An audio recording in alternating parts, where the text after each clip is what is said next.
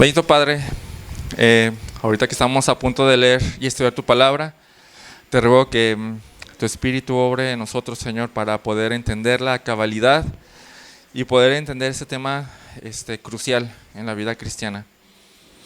Te pido que a mí me ayudes a explicarlo y a expresarlo adecuadamente, Señor, con claridad. Ayúdame a no ser confuso, Señor, y ayuda a mis hermanos a entender este tema y que lo lleven a práctica, Señor, que analicen sus vidas, Señor, y que tú, en tu luz, veamos la realidad de las cosas, Señor. En nombre de Jesús, amén. Bueno, generalmente cuando un maestro un maestro bueno, quiere dar a entender algunas verdades o algunas cosas nuevas, y generalmente si son cuestiones difíciles, lo que va a hacer el maestro es, desde diferentes perspectivas, hacer que te llegue la idea, ¿no? Ya sea por un lado, por otro, de un ejemplo u otro ejemplo, pero lo que el maestro quiere es que entiendas, ¿no? Entonces, no sé, por ejemplo, no sé si recuerdan sus clases de matemáticas, los que alguna vez estudiamos matemáticas, y si recuerdan, generalmente para operaciones complicadas no hay un solo método para resolver algún problema, sino que hay de hecho varios de diferentes lados, ¿no? Y creo que es lo que Pablo está haciendo aquí en Efesios, en lo que estamos leyendo. Lo que quiere Pablo es dejar bien firme una idea. Y esa idea que quiere dejar bien firme se encuentra en Efesios 4.1. Así que acompáñenme ahí, por favor. Efesios 4.1.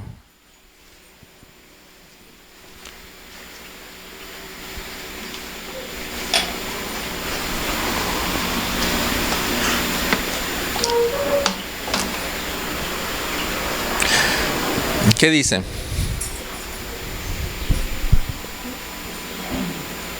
Yo pues preso en el Señor, os ruego que andéis como es digno de la vocación con que fuisteis llamados. Eso es de lo que estamos hablando durante 2 capítulos. Simplemente el ruego de Pablo, que después se convierte en un mandamiento, el ruego de Pablo de andar como es digno del llamamiento. Entonces, ya lo hemos visto, pero creo que es un buen momento para hacer una recapitulación de lo que hemos visto. Cuando dice que andemos de una manera digna al llamado, lo que está diciendo es que tu estilo de vida o tu conducta diaria encaje con lo que fuiste llamado a hacer o con lo que se te dio en Cristo, ¿no? Y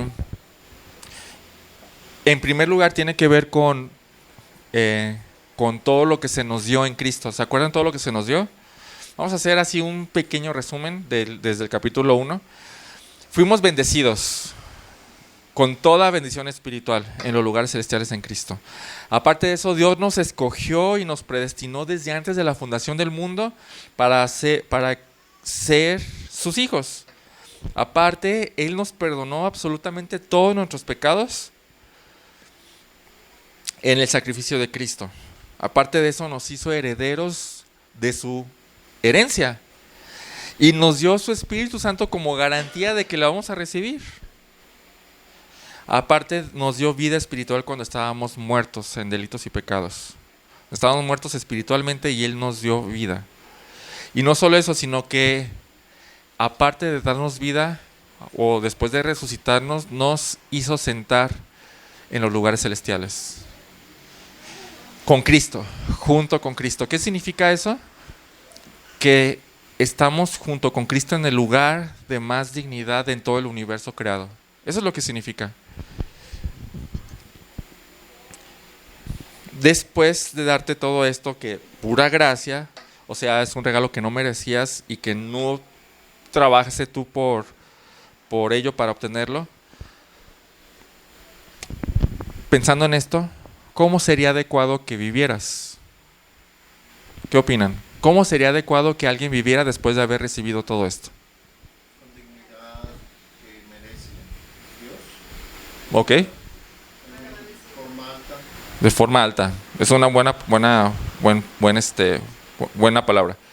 ¿Mm? Agradecidos. ¿Cómo más? Dignamente. ¿Qué significa dignamente? Todo te vino la palabra.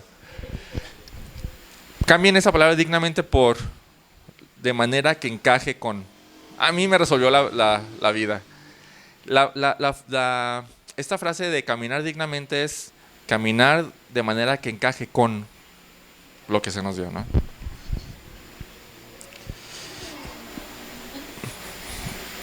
Entonces, Pablo quiere que entendamos esto. O sea, ese es el punto de Pablo ya ven que la carta a los Efesios se divide en dos, ¿no? El área doctrinal o la sección doctrinal y la sección práctica. La sección práctica redunda en esto, en el andar digno, ¿no? La sección doctrinal es todo lo que Dios nos dio como para nosotros caminar dignos, ¿no? O de manera que encaje con. Entonces Pablo quiere que comprendamos y que entendamos bien estas verdades para que entonces caminemos como es adecuado. Y entonces, para entender esta verdad del andar cristiano, Pablo lo explica de diferentes maneras. Ya hemos visto algunas. En primer lugar, dice en el capítulo 4, versículo 17.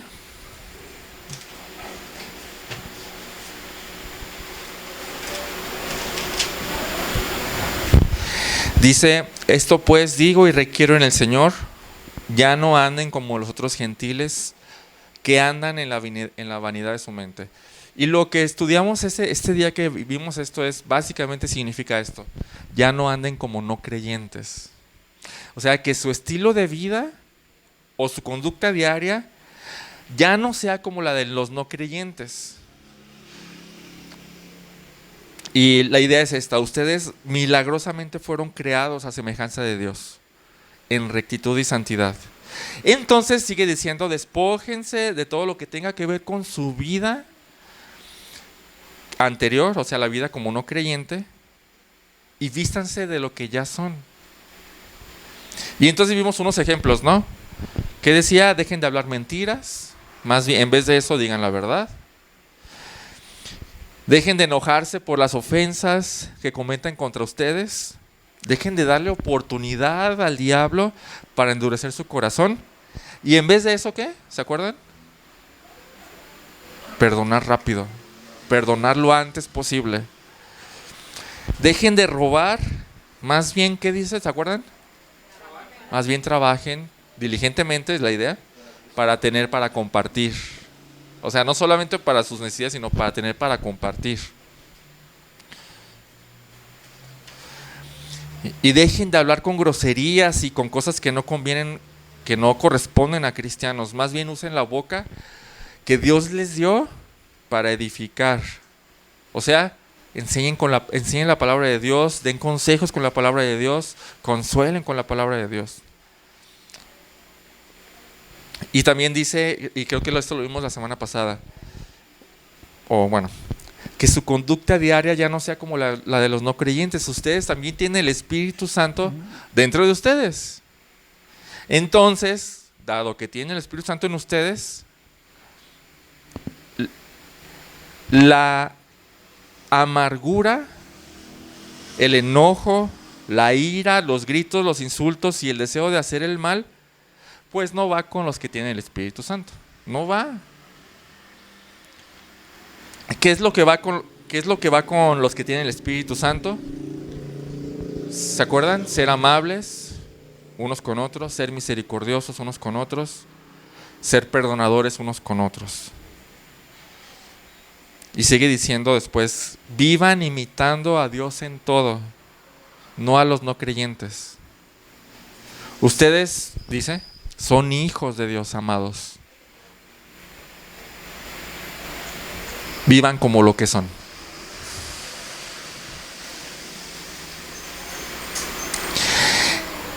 Que su estilo de vida sea más bien en amor, sacrificándose unos a otros, sacrificándose alegremente y voluntariamente, pues más bien por los otros, así como Cristo nos amó y se entregó y se sacrificó por nosotros. Vivamos imitando a Cristo.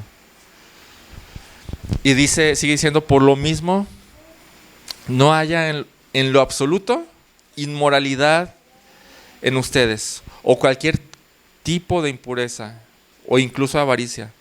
Dice, estas cosas no corresponden a santos, no les corresponden a ustedes. Tampoco hablen de manera obscena, o pura tontería, o con groserías. Esto tampoco corresponde a los santos, no corresponde a ustedes.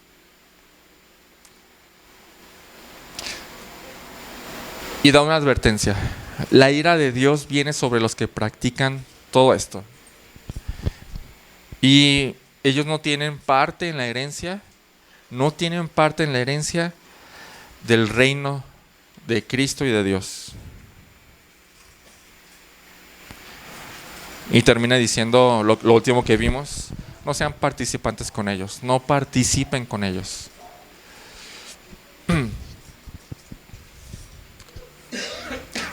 Hasta aquí, ¿qué es un cristiano? ¿Qué es un cristiano? Cuéntenme, ¿qué es un cristiano? Es un seguidor, un discípulo de Jesús. Ok, ¿qué más? Por todo lo que hemos visto ahorita. Un imitador de Cristo. ¿Qué más? Sí, son misericordiosos, perdonadores. ¿Qué más? Que hacen el bien, no el mal, no roban. Ok. Son nuevas personas. Yo creo que esa es de las cosas que más definen. Son alguien nuevo. No son lo que eran antes. No son para nada.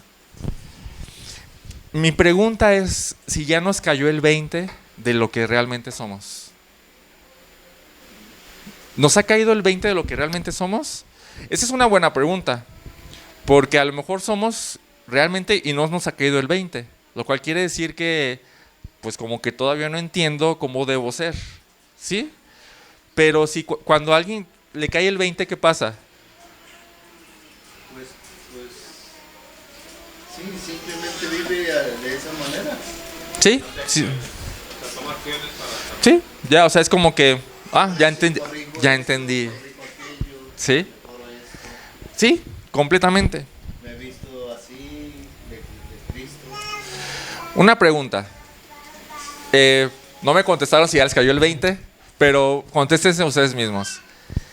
Y esta es mi otra pregunta. Si ya te cayó el 20, ¿ya estás resuelto a vivir como lo que eres o todavía no? ¿Ya estás resuelto a vivir como lo que eres o todavía no? Una buena pregunta, ¿no? Porque tiene que ver con entonces, ¿ya me cayó el 20 o no?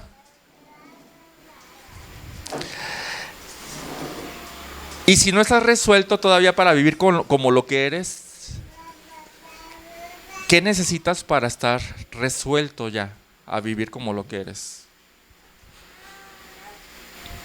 ¿Qué se entiende por resolución? Por estar resuelto. ¿Qué se entiende por ya estar resuelto? Decidido. A veces intento poner ilustraciones a mí mismo para yo entender mejor las palabras, ¿no? Y cuando yo pienso en la resolución, estar resuelto, pienso en una persona que odia a alguien y que ya no lo aguanta ni un momento más. Y entonces él dice, estoy resuelto a matarlo. ¿Qué es esa resolución? Que no va a parar hasta conseguirlo. Ese es un ejemplo negativo. Transpónganlo a uno positivo y no voy a parar hasta que suceda. Hasta que suceda ya ya decidí vivir como lo que soy y nada me va a parar. Absolutamente nada me va a parar. Bien.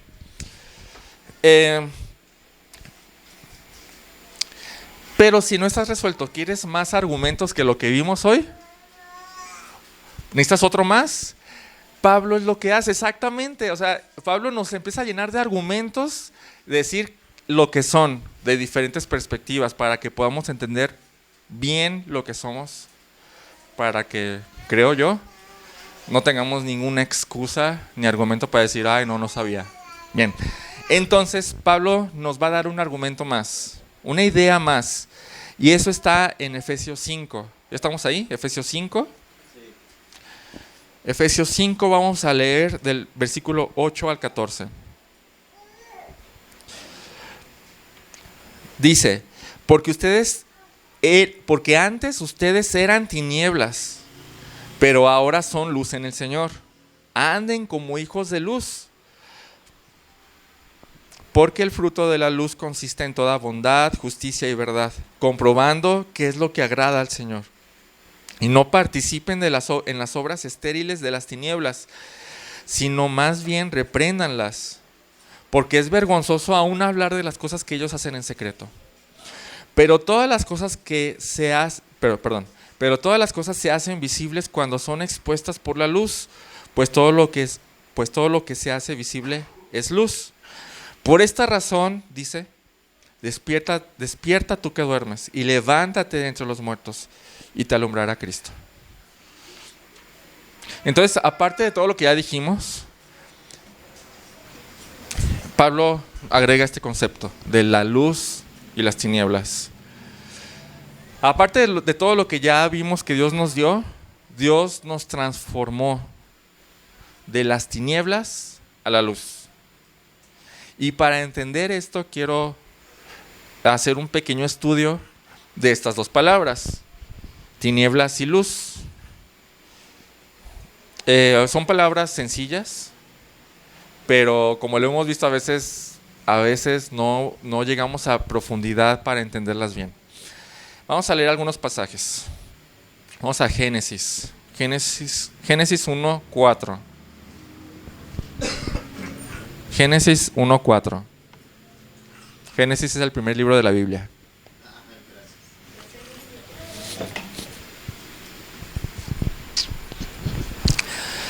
Génesis 1:4. ¿Quién quiere leerlo? Y vio Dios que la luz era buena, y separó Dios la luz de las tinieblas. Ok. Vamos a quedarnos con Dios separó la luz de las tinieblas. Segunda de Corintios 6:14. Segunda de Corintios 6:14.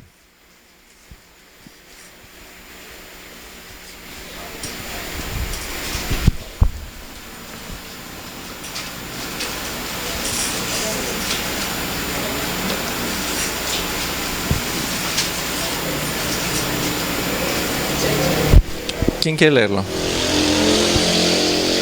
Adelante. Y Dios que levantó al Señor, también a nosotros nos levantará con su poder. Segunda de Corintios 6:14. Israel. No os unáis en yugo desigual con los incrédulos, porque ¿qué compañerismo tiene la justicia con la injusticia? ¿Y qué comunión la luz con las tinieblas? Ahí está. Aquí la idea es ¿qué comunión tiene la luz con las tinieblas?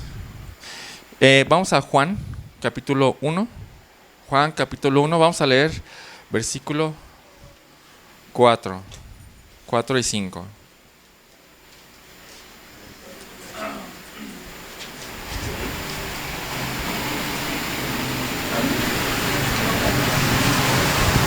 ¿Qué dice?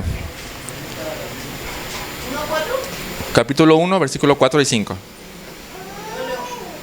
Sí. En él estaba la vida, y la vida era la luz de los hombres. La luz de las tinieblas resplandece, y las tinieblas no prevalecieron contra ella. La luz en las tinieblas resplandece y las tinieblas no prevalecieron contra ella. Y por último, Primera de Juan 1:5. Primera de Juan 1:5. Estaba pensando en eso. Okay. Primera de Juan 1:5.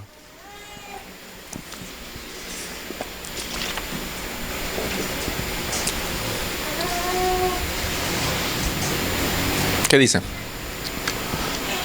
Este es el mensaje que hemos oído de él y os anunciamos. Dios es luz y no hay ninguna tinieblas en él. ¿Qué notan en estos pasajes que leímos? Que son totalmente opuestos. Que son, exactamente, que son totalmente opuestas. Totalmente opuestas. ¿Alguien puede estar en la luz a la vez que está en las tinieblas? No, se excluyen simplemente. No puedes estar con un pie en la oscuridad y con un pie en la luz. No puedes estar así. Son totalmente opuestas. Y desde esa idea podemos entender por qué dice ustedes, por qué Efesios dice ustedes antes eran tinieblas y ahora son luz. Antes eran una cosa y ahora son otra. ¿Qué quiere decir? No tienen nada que ver ustedes con lo que son ahora, con lo que eran antes. No tienen nada que ver. Eso es lo que quiere decir. Son algo diferente, totalmente. O sea, el cristiano ya no tiene nada que ver con las tinieblas. Nada. Bien, pero ¿a qué se refiere la Biblia cuando habla de luz y tinieblas? ¿A qué se referirá? Lo primero que se ve en la mente es lo bueno y lo malo. Ok, bueno, sí. Lo vivo y lo muerto. Ok, ¿qué más? Sí, lo bueno y lo malo. Ok. ¿Qué más? No sé dónde dice, pero hay un pasaje que dice que en la noche la gente hace lo malo. Ok. Muy bien. ¿Algo más? Lo que es de Dios y lo que no es de Dios. Lo que es de Dios y lo que no es de Dios. Muy bien. Vamos a ver que en primer lugar tiene que ver con el lado intelectual espiritual. Significa básicamente el conocimiento de Dios. Miren, vamos a 2 de Corintios 4:6. 2 de Corintios 4:6.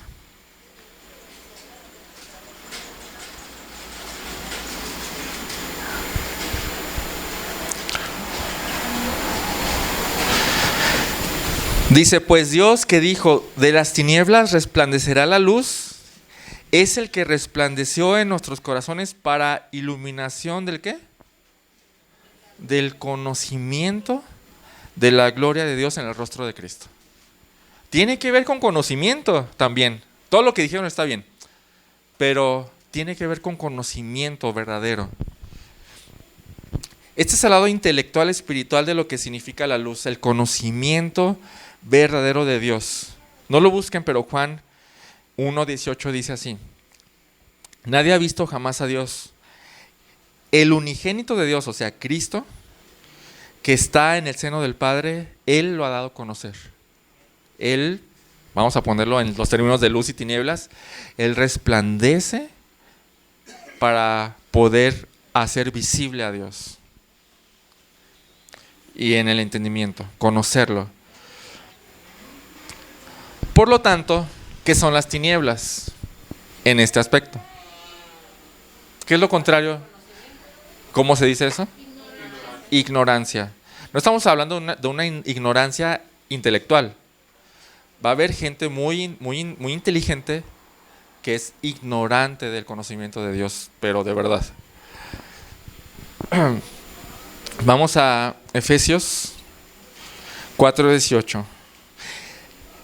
La ignorancia de Dios no solamente es que no conocen nada de Dios, sino que también están errados en su forma de ver a Dios.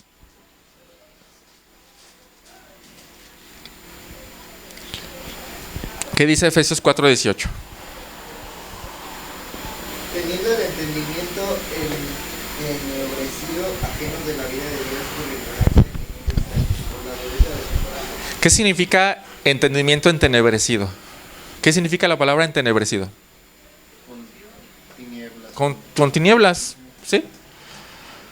Y habla de que es por causa de que están ajenos a la vida de Dios y hay ignorancia en ellos, ¿no? Y 2 Corintios 4:4 dice, en los cuales el Dios de este mundo ha cegado el entendimiento de los incrédulos para que no vean el resplandor de la gloria de Cristo, que es la imagen de Dios. Entonces, el primer aspecto de la luz significa conocimiento, específicamente aquí de Dios, conocimiento verdadero de Dios, no errado, sino verdadero. El segundo aspecto tiene que ver con lo que llamamos bueno y malo, o pureza moral, ¿no? O impureza moral, ¿no? Primera de Juan, vamos a estar viendo varios pasajes, ¿eh? Primera de Juan 2, 9 al 10. Primera de Juan 2, 9 al 10.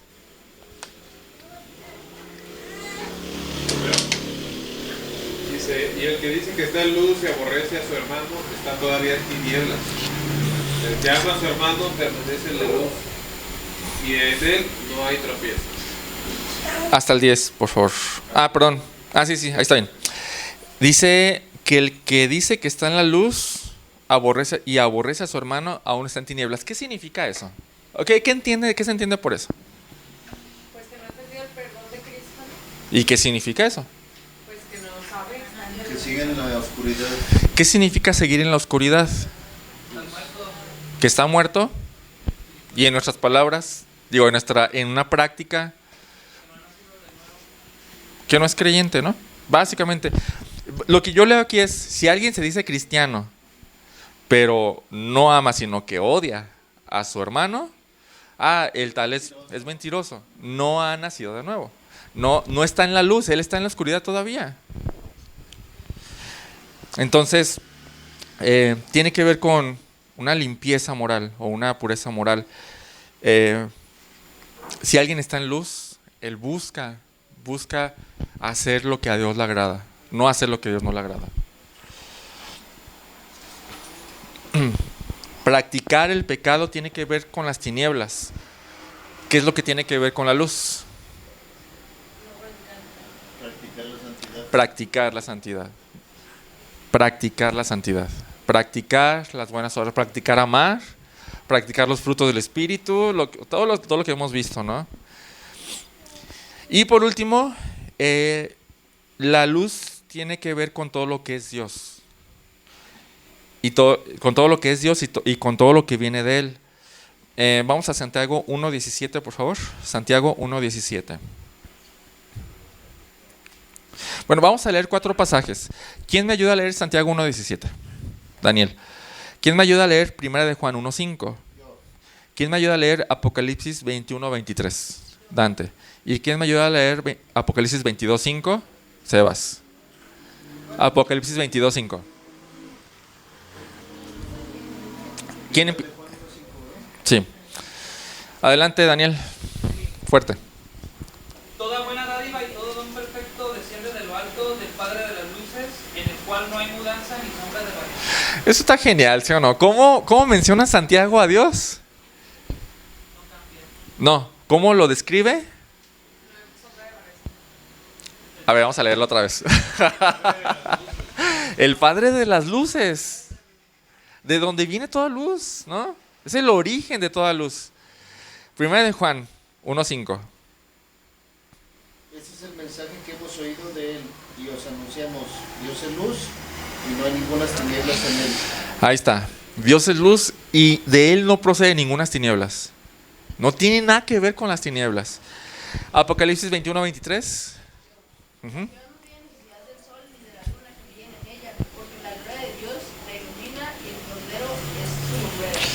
Wow, eso está impresionante. No hay luz ahí.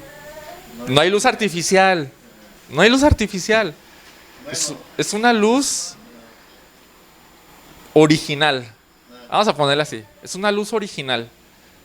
No es que el sol refleje la gloria de Dios. No. Ya la gloria de Dios está resplandeciendo directamente, ¿no? Y Apocalipsis 22:5. Apocalipsis 22:5.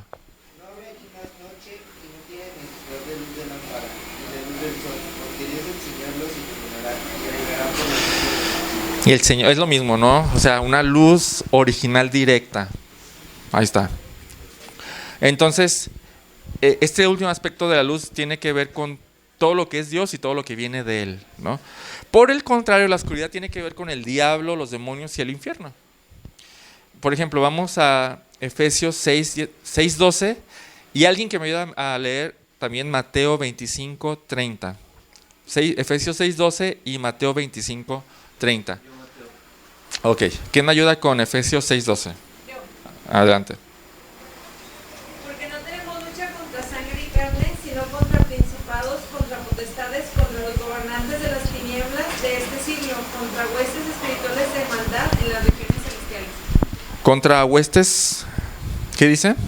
Contra los Gobernadores contra los gobernadores de las tinieblas. contra los gobernados de las tinieblas. Y aquí está metiendo a todo ángel caído, ¿no? Todo demonio, incluido Satanás. ¿Y Mateo 25:30 qué dice? Mateo 25:30.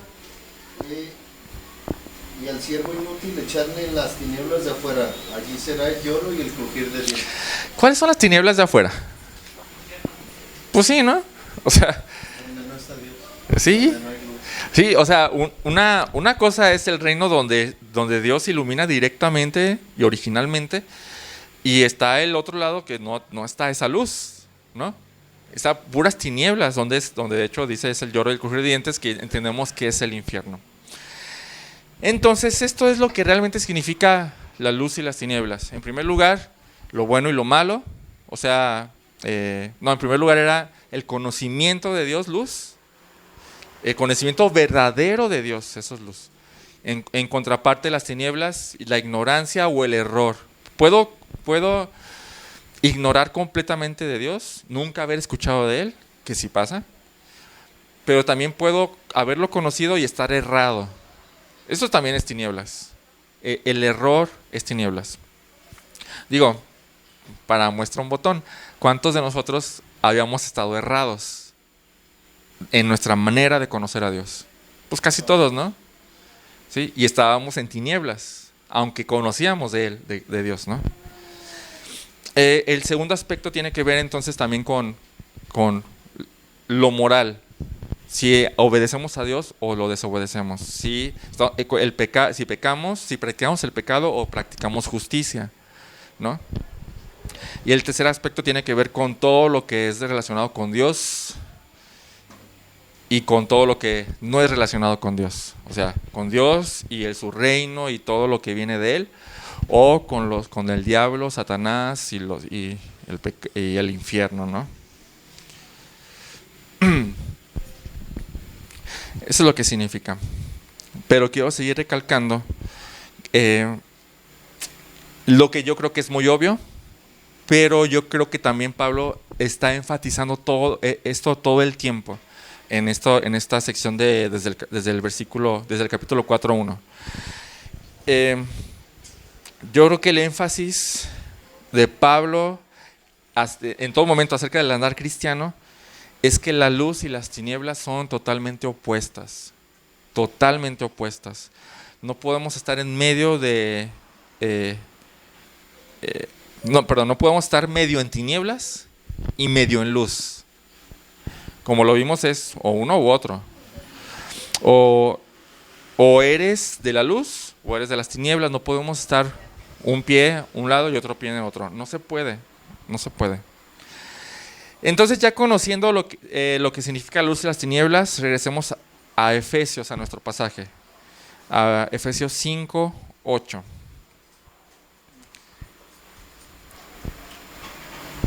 Efesios 5:8.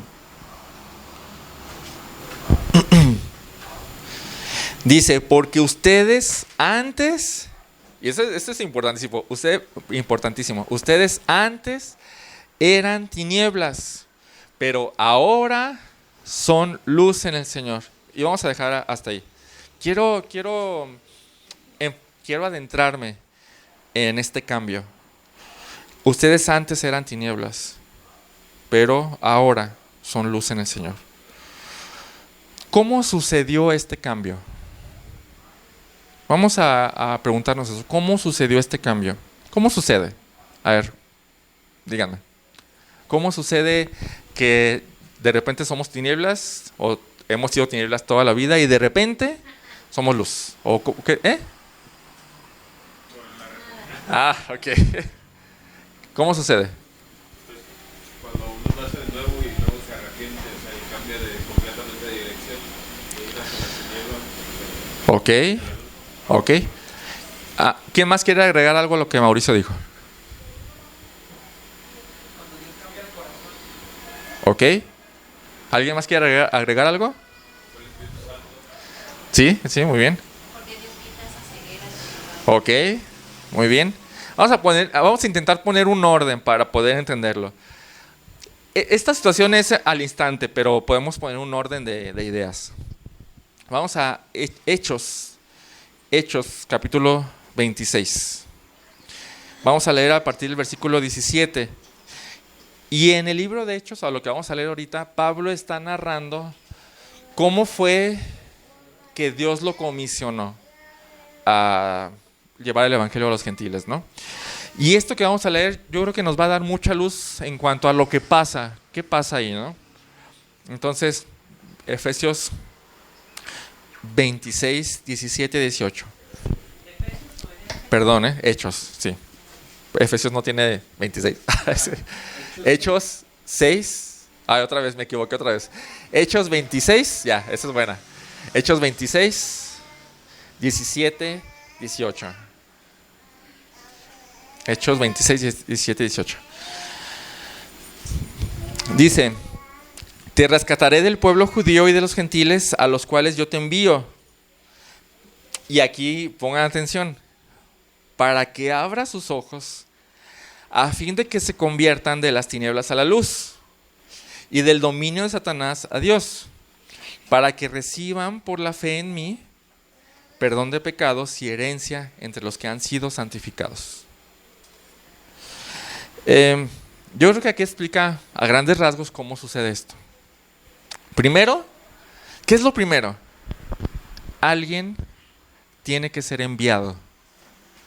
Eso no podemos hacerlo a un lado. Alguien tiene que ser enviado a predicar el evangelio. Sin evangelio no pasa nada. Sin evangelio, este milagro de esa transformación de tinieblas a luz no sucede. No sucede. ¿Alguien no puede solo leer, sacar de la biblioteca la Biblia y leerlo y entenderlo? Sí, pero quien escribió, alguien puede hacer eso. Pasó con Lutero, ¿no? Pero me refiero sin evangelio. Y alguien tiene que ir. Alguien tiene que ir a predicar. ¿Sí? Alguien nos tiene que decir que estamos mal. Sí. Pero alguien tiene que explicar el evangelio, ¿no? En el caso de Lutero, antes o sea, no fue de que abrió la Biblia ya. Él era maestro de Biblia. Tenía un montón de conocimiento atrás de él. Entonces, bueno. Entonces, alguien tiene que ir a predicar el evangelio. ¿Y qué es predicar el evangelio? Sino exponer las verdades de todo lo que hizo Cristo en la cruz.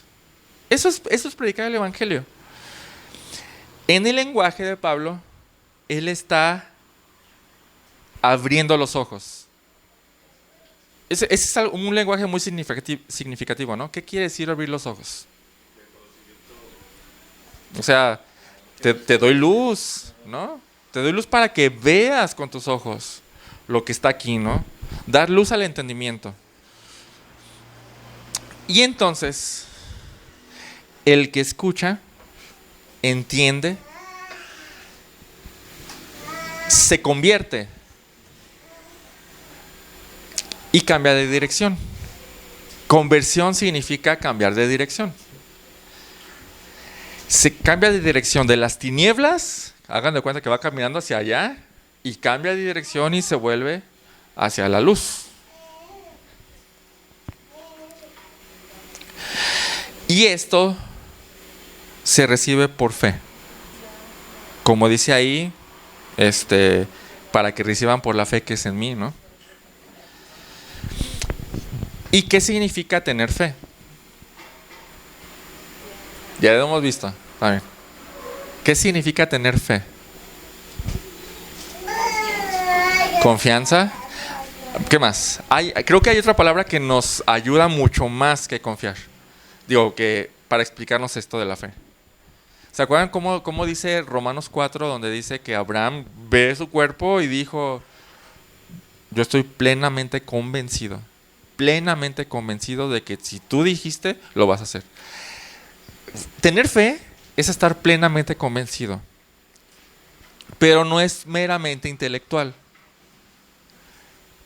Esto trasciende lo intelectual.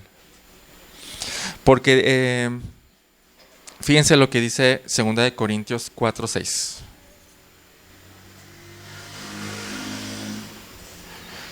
Segunda de Corintios 4:6.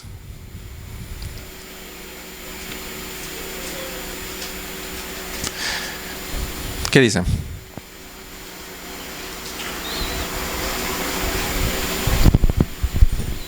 Porque Dios que mandó que de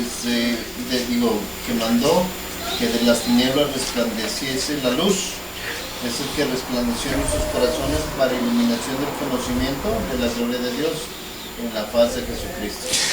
Fíjense cómo lo dice aquí, y es bien interesante porque dice, Dios es el que dijo de las tinieblas va a resplandecer la luz. Dice, Él es el que ha resplandecido, ¿dónde? En nuestros corazones, para iluminación del conocimiento. O sea, no es meramente intelectual esto. Tiene que ver con mente y corazón. El corazón es donde reside todo lo que es el hombre. Y esto no, o sea, si fuera solamente lo intelectual, sería fácil. Pero ¿quién se mete en el corazón? ¿Quién puede llegar al corazón si no es Dios? Esto es algo sobrenatural, completamente. No es solamente así como que ya entiendes el evangelio de manera intelectual nada más. Eso no salva a nadie. Hay mucha gente que lo entiende. No quiere decir que sean salvos. Porque pues, sí, yo entiendo que Cristo murió por mis pecados, pero no quiero ser cristiano. No. Entonces es plenamente, tener fe en esto, o depositar la fe en Cristo, es estar plenamente convencidos, no solo intelectualmente, sino desde lo más profundo de mi ser. Hay una ilustración que quiero mencionarles en 2 Corintios 3:14, por favor. 2 Corintios 3:14.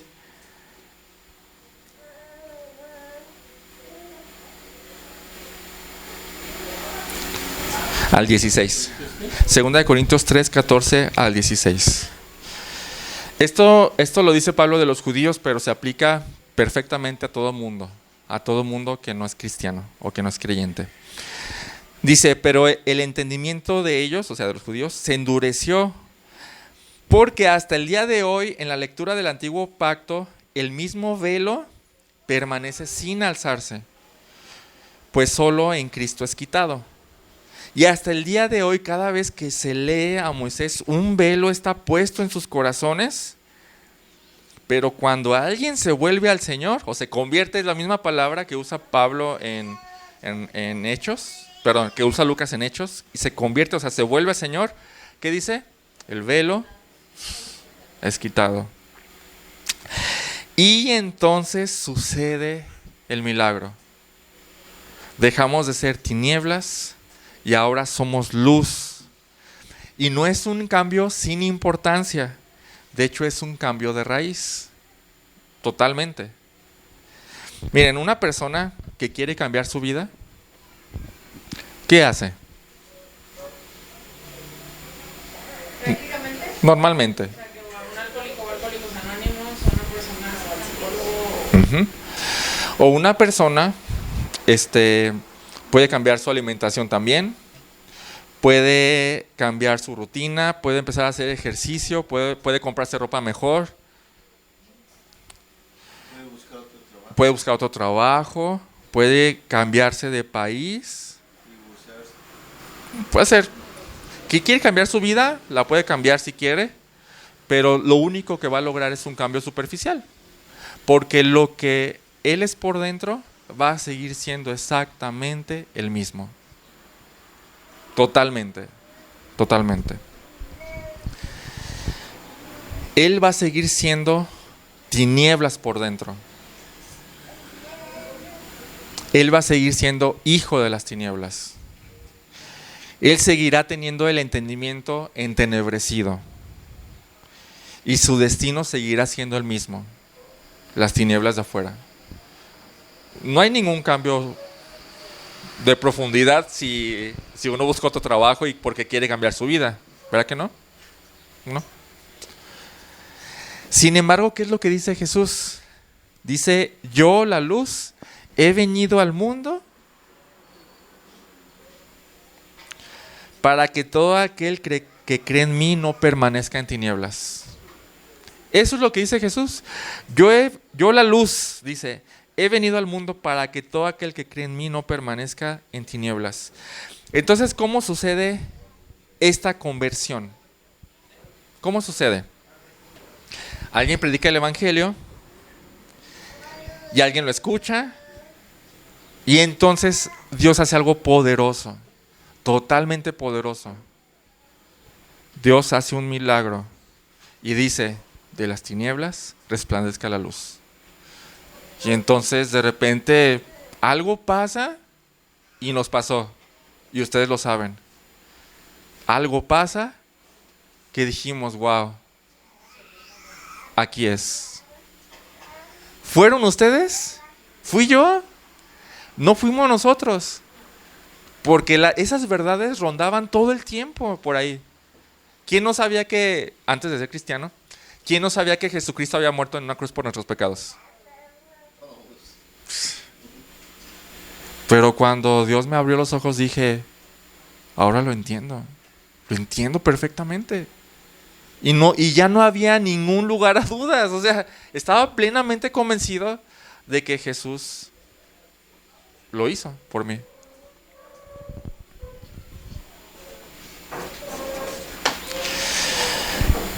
Y entonces, al instante en que se nos abren los ojos y creemos, somos trasladados del reino de las tinieblas al reino de la luz. Por siempre. Por siempre. Por siempre.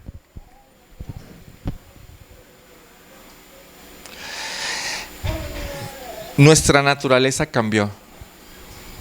Ahora es que Pablo puede decir de nosotros, antes eran tinieblas, ahora ya no, ahora son luz en el Señor. No es algo superficial, todo lo contrario, es algo de raíz. Somos luz y esa es nuestra esencia, esa es nuestra naturaleza. Y aquí va algo bueno, porque dice Efesios 5:8, ustedes ya no son en tinieblas, ahora son luz, andemos como hijos de luz. Si Dios nos dio esta naturaleza de luz, ¿qué creen que espere? ¿Qué creen que Él espere que produzca esta naturaleza? Más luz. Luz, cosas de luz, cosas que tengan que ver con la luz, ¿no? Piensen esto, tomando la parábola del árbol y el fruto. Cuando Dios nos cambia milagrosamente la raíz, digamos que de ser mala hierba, de esas que, ¿han visto esas malas hierbas que parecen árboles, de verdad? Que nunca las han cortado y que crecen y crecen y crecen. Las higueras. Decía ahí, ¿no? O sea, que tienes que ya no son con tijeritas, o sea, ya es como, ¿no? Imagínense esa maleza que Dios hace un milagro y cambia la raíz y empieza a cambiar todo y empieza a dar limones. ¿Qué esperaría Dios que produzca esa nueva naturaleza en ese árbol? Pues limones, ¿no? Juan 15:8. En esto es glorificado mi Padre, en que den mucho fruto. Mucho fruto. Esa es una realidad, hermanos. Esa es una realidad. Dios no espera poco fruto. Dios espera fruto y no poco. Dios espera mucho fruto, mucho fruto. Ahora, ¿qué significa esto en relación a todo lo que hemos visto de la luz? Si Dios nos dio naturaleza de luz, ¿qué espera entonces con todo el fruto que Él nos demanda? ¿Qué tipo de cosas haríamos o practicaríamos o haríamos demasiado que demuestren que tenemos esta naturaleza de luz? Pues interiormente creo que una de las más complicadas es quitarnos de nuestro orgullo y perdonar y amar, buscar al Señor. Ahora agréguenle el mucho. Con mucha muchosidad. Amar mucho, perdonar mucho, dar mucho. ¿Qué más? Comenzar otra vez el ciclo de que vayamos y le digamos a otros. Evangelizar mucho. Ahí está. Evangelizar mucho, leer mucho la palabra, orar mucho. Todo eso es estar gozosos mucho. Ay, sí. O muy gozosos. Comer, vivir, cenar, Sí, todo el día. Sí, exacto. Quiero terminar con esto. Él te dio una nueva naturaleza, hermano. Te dio una nueva naturaleza si eres cristiano, ¿ok? Tenemos que aclarar eso. Si realmente somos cristianos, sí nos dio una nueva naturaleza. Y al darte una naturaleza, Él no lo hace sin ningún sentido o sin ningún motivo. ¿Cuál es el motivo de Dios para darnos una nueva naturaleza? Que se glorifique. ¿Y cómo vamos a glorificarlo? ¿O cómo se va a glorificar Él en nosotros? Con mucho fruto, ¿ok? Ese es el punto. Con eso en mente, acompáñenme a Isaías 51. Isaías 5. Isaías 5, versículo 1. Isaías 5, versículo 1. Y vamos a leer. Dice, bueno, ¿ya estamos ahí? Isaías 5, 1. Cantaré ahora a mi amado, el canto de mi amado acerca de su viña. Mi bien amado tenía una viña en una fértil colina y cavó por todas partes quitando sus piedras y la plantó de vides escogidas. Edificó una torre en medio de ellas y también excavó en ella un lagar. Esperaba que produjera uvas buenas. Un lagar es esa una tina donde ponen las uvas y la gente se sube a pisarlas. Esa es un lagar para sacar vino. Él esperaba que produjera uvas buenas, pero solo produjo uvas silvestres o amargas. Ahora pues, dejen que les diga lo que yo he de hacer con mi viña. No, ahora pues, dejen que les diga lo que yo he de hacer a mi viña. Quitaré su vallado. Perdón, me salté, ¿verdad? Versículo 3. Y ahora, sí, moradores de Jerusalén y hombres de Judá, juzguen entre mí y mi viña. ¿Qué más se puede hacer por mi viña que yo no haya hecho en ella? Porque cuando esperaba que produjera uvas buenas, produjo uvas silvestres. Ahora pues, dejen que les diga lo que yo he de hacer a mi viña. Quitaré su vallado y será consumida. Derribaré su muro y será pisoteada. Y le haré que quede desolada. No será podada ni labrada y crecerán zarzas y espinos. También mandaré a las nubes que no derramen lluvia sobre ella. Ciertamente, dice, la viña del Señor de los ejércitos es la casa de Israel y los hombres de Judá su plantío delicioso. Él esperaba equidad, pero hubo derramamiento de sangre.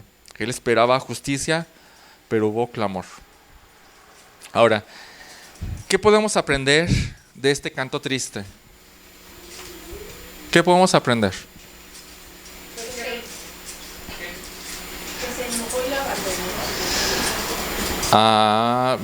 Bueno, ¿qué más? Porque no hubo el fruto que él esperaba. Ajá. Él plantó con un motivo. Tenía un motivo en mente.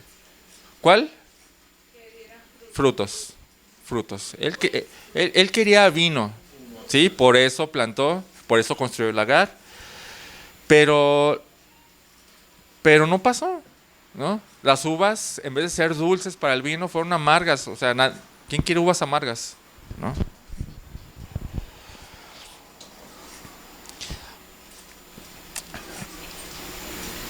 Primer cosa que él hizo.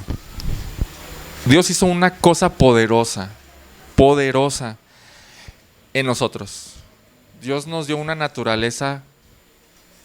Dios nos hizo semejantes a Él. ¿Cómo? Nos creó en justicia y en santidad. Te hizo luz, hermano. Te hizo luz. Eso es algo poderoso.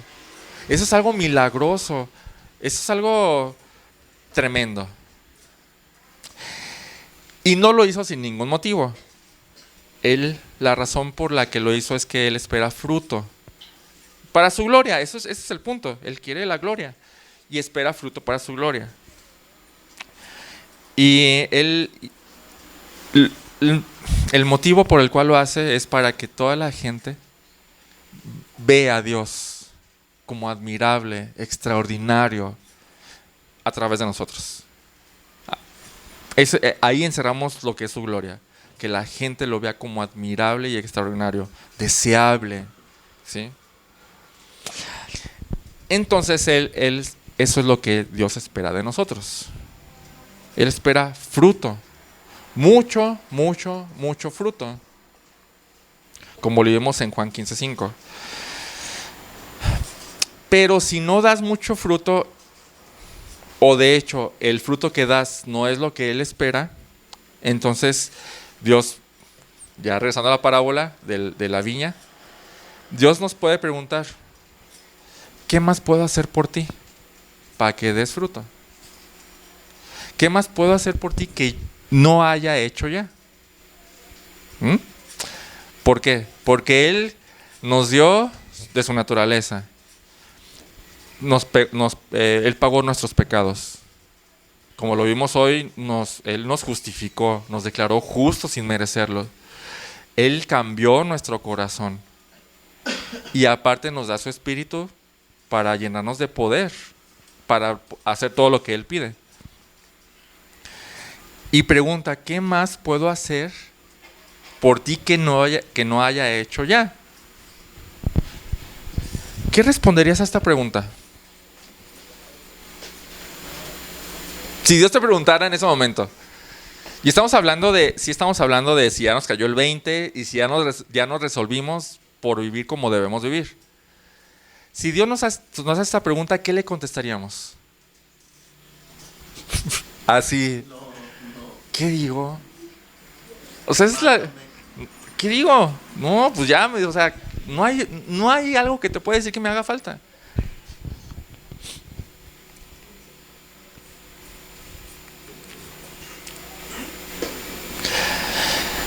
¿Qué hará Dios si no hay fruto de luz en nosotros?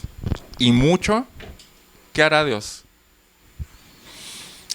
¿Saben qué va a haber?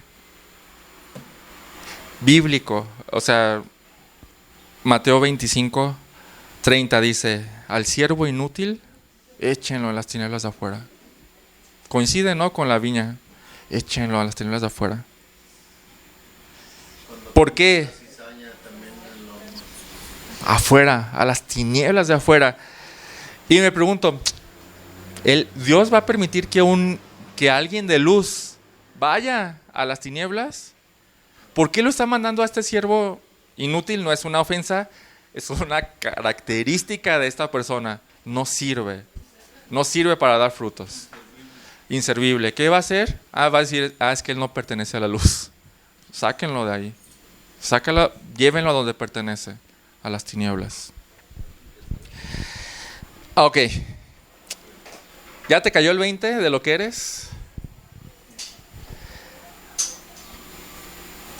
Si eres cristiano, Dios hizo un milagro en ti. Te cambió totalmente, no es superficial, te cambió de raíz. Es un milagro. Y entonces Él espera algo de nosotros. ¿Qué piensas de tu desempeño en la vida cristiana? ¿Qué piensas? O medio. Siempre hay algo más que dar. Porque así Definitivamente. Pero definitivamente también podemos autoanalizarnos y decir, ay no, no lo he hecho bien. No lo he hecho bien. Definitivamente siempre va a haber algo más. Y mientras estemos en este cuerpo, nunca vamos a llegar a nuestra meta. Sin embargo, el punto es no es de si siempre va a haber algo más, sino ahorita estoy abundando en fruto, estoy abundando. Esa es la pregunta.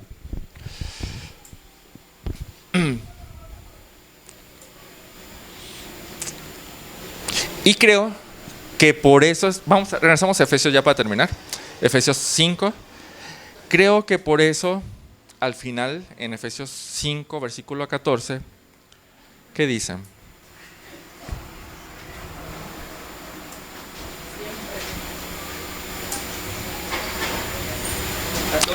Efesios 5:14, ¿qué dicen? Cual dice, despierta tú que duermes y levántate de los muertos y te alumbrará Cristo. Bien, hay una posibilidad de que la primer parte de despierta tú que duermes se está refiriendo a cristianos adormecidos o aletargados que necesitan, hey, despiértate y haz las cosas como debes hacerlas. Hay una posibilidad de que se refiera a eso. Y posiblemente está diciendo, resuélvete a vivir como debes vivir. Resuélvete. Ahora, la segunda parte sí tiene que ver con los no cristianos. Porque dice, y tú que estás muerto, levántate, como resucitando, ¿no? Y aquí exige un análisis fuerte de nosotros. Si te das cuenta que no eres cristiano, eso puede pasar, hermanos. Si te das cuenta que no eres cristiano, por tu forma de vivir que no cuadra nada, o sea, que tú te identificas mucho más con las tinieblas que con la luz, o que si solo de la luz tienes el nombre de cristiano, y todo lo demás no cuadra, entonces puede ser que a lo mejor no eres cristiano. Entonces, Dios te dice, levántate tú que duermes. Levántate tú que estás muerto. Y tanto un caso como otro, ya sea si eres un cristiano adormecido y necesitas ponerte alerta y resolverte a vivir la vida que debes de vivir, o si estás muerto espiritualmente y necesitas vida espiritual para poder vivir la vida que se te manda a vivir, cualquiera de los dos casos, la respuesta sigue siendo la misma. Ve a Cristo. Ve a Cristo y Él te alumbrará. Con todo lo que el alumbramiento tiene que ver, ¿no? La luz conoce bien a Cristo de manera correcta. Deja de pecar y practica la justicia. Ama a Dios y a todas las cosas de Dios.